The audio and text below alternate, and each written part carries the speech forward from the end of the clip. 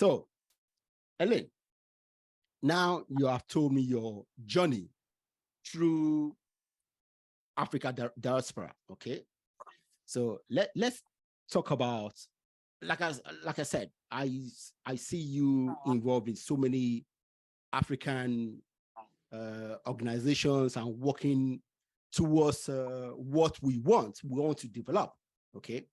So can you tell me about the African Youth Diaspora Organization and the state of Africa diaspora?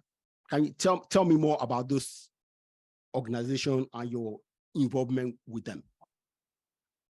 Yeah, well, okay, let's go to African Diaspora Youth Diaspora Organization first, AYDO.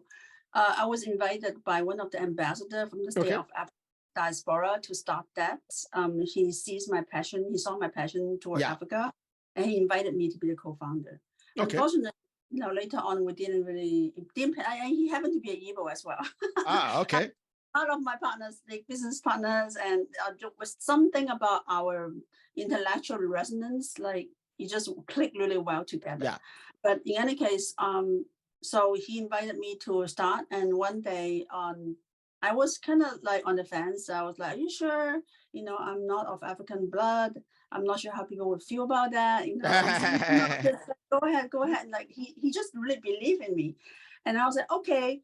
And then, but I was still kind of like startling a little bit. And then one day on Martin Luther King Day, I was in a Buddhist, like not a Buddhist temple, but a gathering in Hawaii. Okay.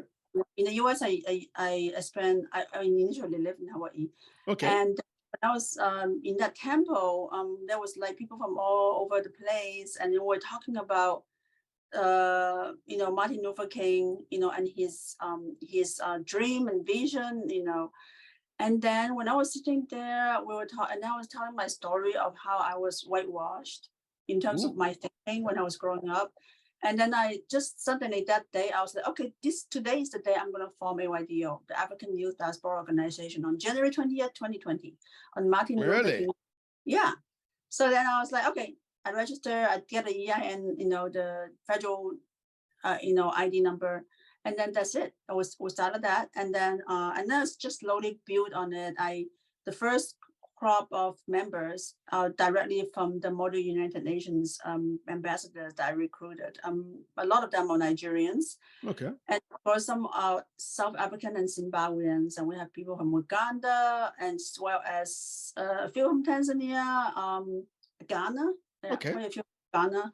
So then that kind of make up our majority of our initial founding members. Okay. Do you guys have a chapter in the UK, for example? That's we have a chapter. No, our headquarters in our global headquarters is in the US, and then our African headquarters is in Ghana. Okay, so you guys don't have a chapter in Europe.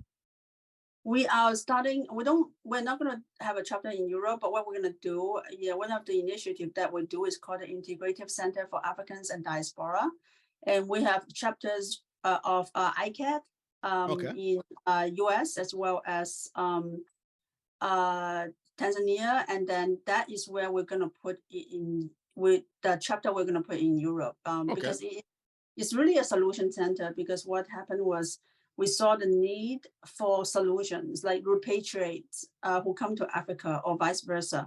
They needed to have a network, a safety net, a network of support.